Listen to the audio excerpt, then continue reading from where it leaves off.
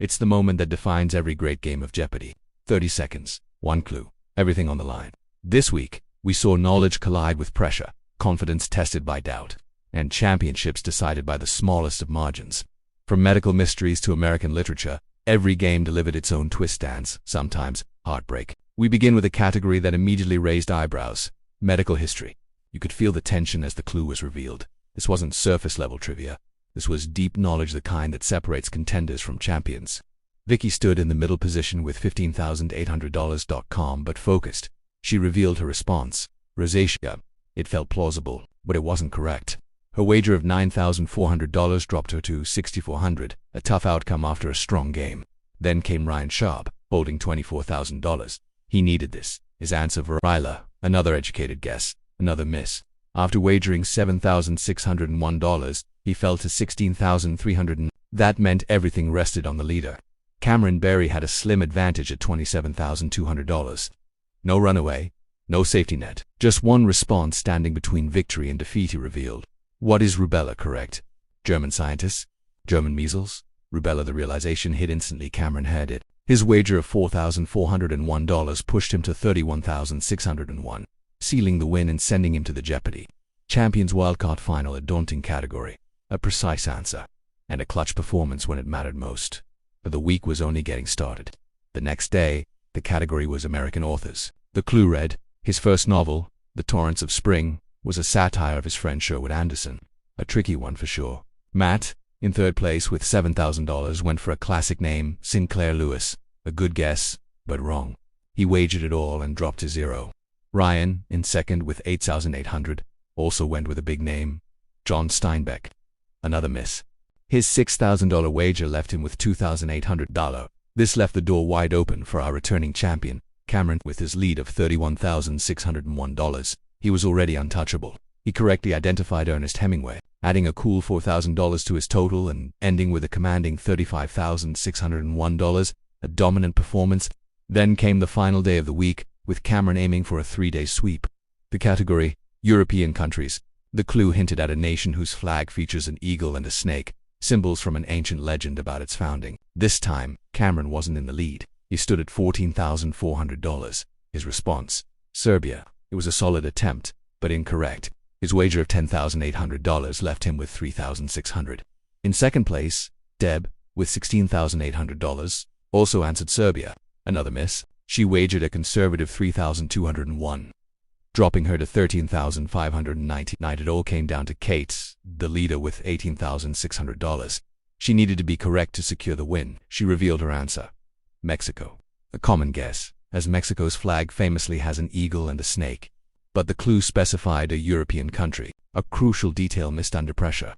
Kate's wager of $15,001 dropped her to just $3,599 in a stunning turn of events. Cameron, with the lowest score of the three, ended up in third, and Deb, despite her incorrect answer, walked away as the new Jeopardy's champion. It just goes to show you, in Final Jeopardy, anything can happen. It's not just about what you know, but also about what you risk. What a week of ballet, from a brilliant medical diagnosis to a shocking upset in geography. It was a roller coaster of highs and lows. Which Final Jeopardy moment was your favorite? Let me know down in the comments. Thanks so much for watching, and if you love deep dives into the best moments from Jeopardy, make sure to subscribe so you don't miss the next one. Welcome back to our breakdown of the most intense moments from Jeopardy! Champions Wildcard. Today, we're diving into a Final Jeopardy! That was a true test of nerve, knowledge, and strategy. The category: New Testament Greek. Right away, you know this isn't going to be a walk in the park. Even the most seasoned players can get tripped up by these deep-cut categories. The clue was revealed, and the pressure was on. Let's see how our three champions handled it. First up was Bill McKinney. Bill went into Final Jeopardy! Next, it was Michelle Tsai's turn. Michelle was sitting comfortably in second place with a strong $13,400. She was within striking distance if the leader stumbled, but she also had to protect her position. Her response to the New Testament Greek clue was: who are tax collectors? Another very intelligent guess. It's logical, it fits the context of the era, and it shows a deep understanding of the source material. It's the kind of answer that makes you think, yeah, that could definitely be it. But alas, it was also incorrect. The board was proving to be a real stumper. So, what about her wager? Michelle played it safe, betting a very modest $31. This brought her final score to $13,369. She secured a strong second-place finish, demonstrating that even when the answer doesn't come, smart wagering can save your game. Finally, we turn to our leader, Jonathan Hugendubler. Jonathan entered Final Jeopardy in what we call a runaway or lock game. He had an impressive $30,600, more than double Michelle's score. This means, as long as he didn't make a foolishly large wager, he was guaranteed the win. The pressure to get the answer right was off, but the champion's pride was still on the line. What would he come up with? His answer was revealed. What is a thief? The clue was referencing the famous passage about laying up treasures in heaven, where moth and rust do not destroy, and where thieves do not break in and steal. A brilliant pull from Jonathan in his wager.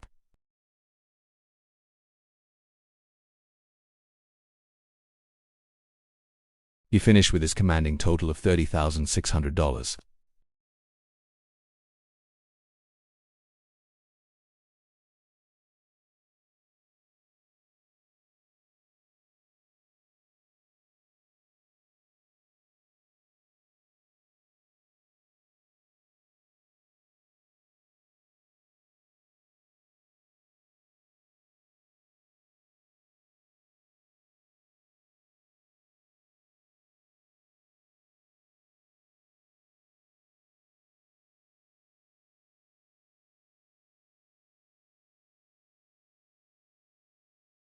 Picture this. It's Final Jeopardy, the moment of truth. The category. English place names sound straightforward, almost a bit classic, right? But like many things on Jeopardy, there's a fascinating layer of complexity hiding just beneath the surface.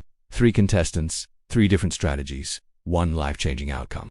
Let's set the stage. Harvey Silikovitz is in 3rd place with a respectable $9,800. The clue is revealed, and Harvey, without a moment's hesitation, writes down his response. What is Cambridge? Correct. The answer is rooted in history.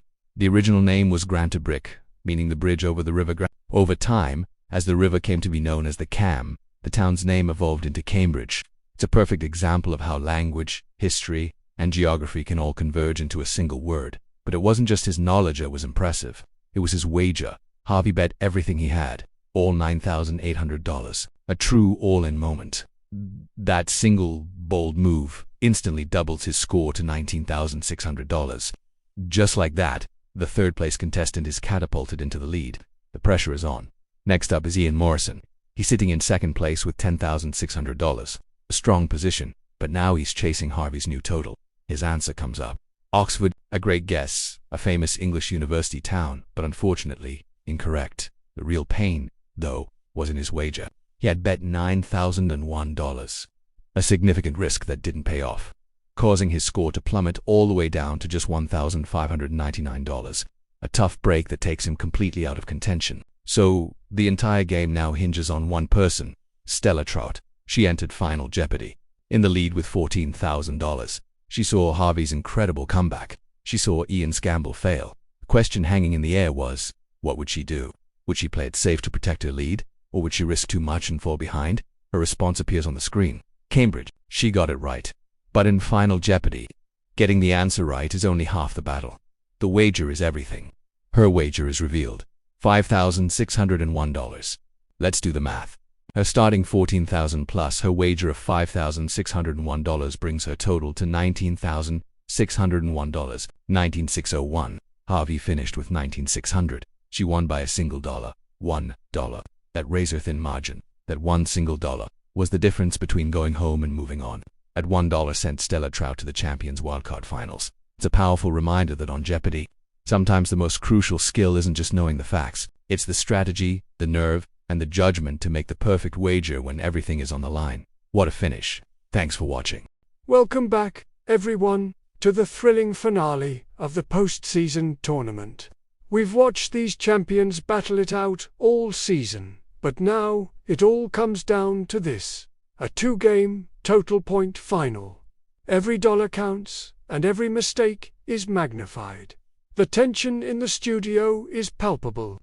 You could feel it as the final category was revealed for Game 1, a familiar subject with a devious twist: US geography. The clue was a stumper. These 2 states are the only ones that border 8 other states. Simple, yet so easy to get wrong under pressure. let's break down how it all unfolded. Jonathan Hugendubler, sitting in third place, needed a miracle. He started the round with just $600, a small amount, but in this format, every point is a building block.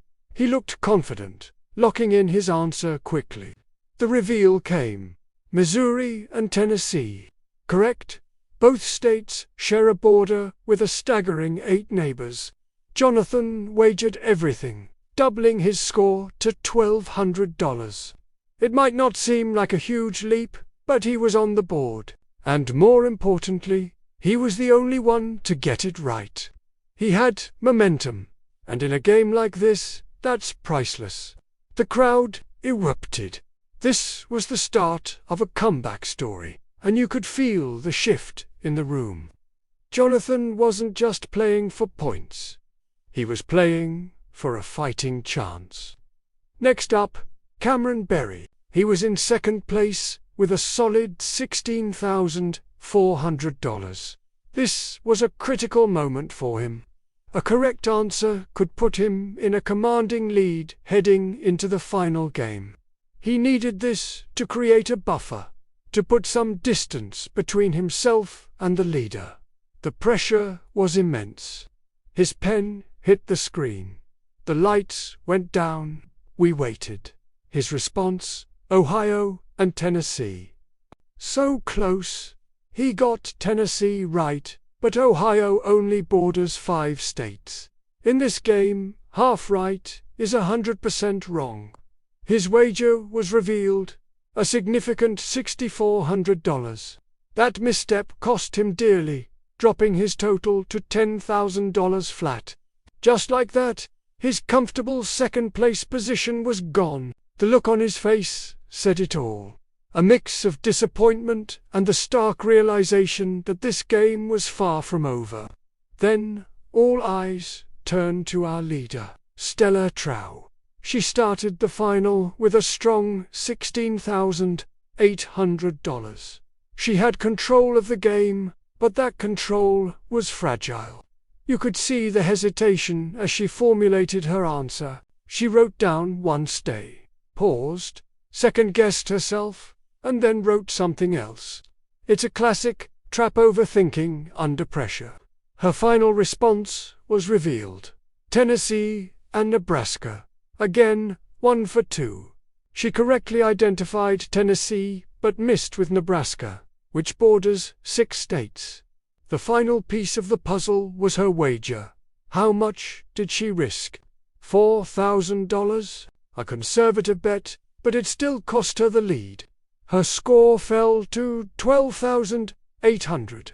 And just like that, in the span of a single clue, the entire dynamic of the final was turned on its head. Stella dropped from first to first, but her lead was now razor thin.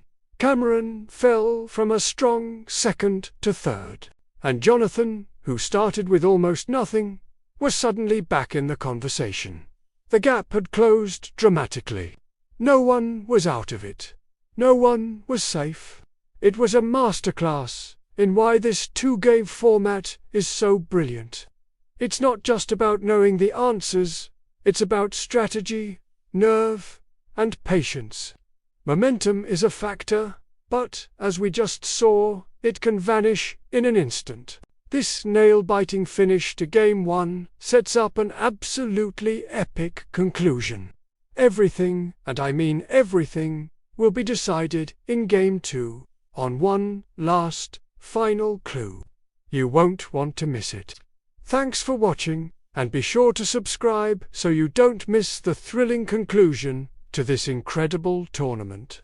And with that final reveal, the outcome was crystal clear.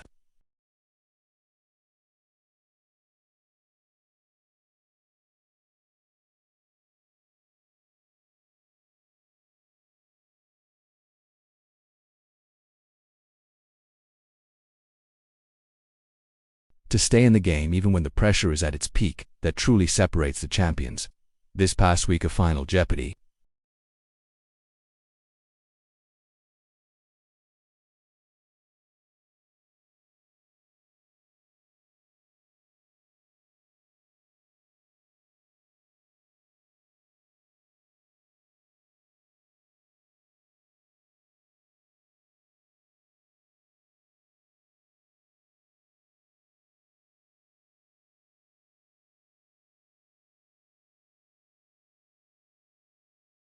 The breadth of topics was staggering, wasn't it? One moment we were deep in the annals of medical history, puzzling over pioneers and their breakthroughs. The next, we were transported back in time,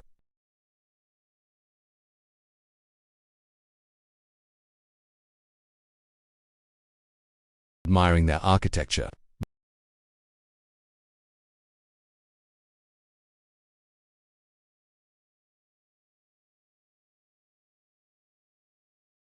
It was a story, a miniature lesson, a window into another world, and you could see it on the faces of the contestants.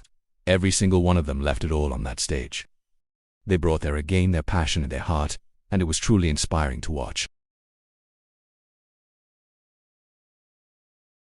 This was just the warm-up, the incredible appetizer before the main event. The Tournament of Champions begins this Monday, and the stakes are about to get even higher.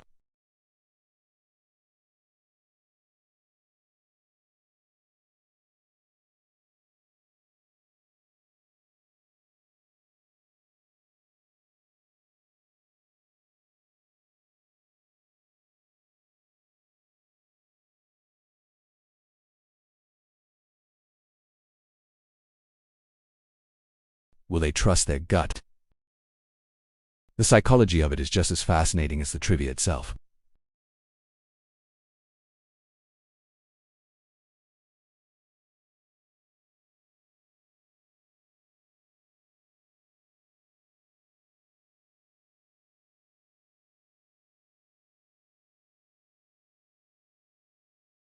We saw players who were trailing go for broke and pull off stunning upsets. We also saw leaders make conservative bets to protect their lead.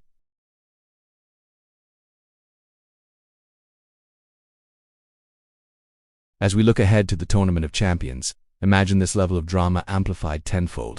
These are players who have been here before. They've won, they've felt the pressure, and they know what it takes. They've been studying, preparing, and waiting for this moment. The competition is going to be fierce, the clues will be tougher, and the wagers will be even more critical. We're going to see epic comebacks, strategic masterstrokes, and moments that will have us all on the edge of our seats. So, get ready. Clear your schedules. The Tournament of Champions is the pinnacle of the game, and based on the roller coaster ride we just had in the wildcard tournament, we are in for an unforgettable experience. Who do you think has what it takes? Who are you rooting for? Let me know in the comments below. It all starts Monday. Thanks for watching, and I'll see you for the big one.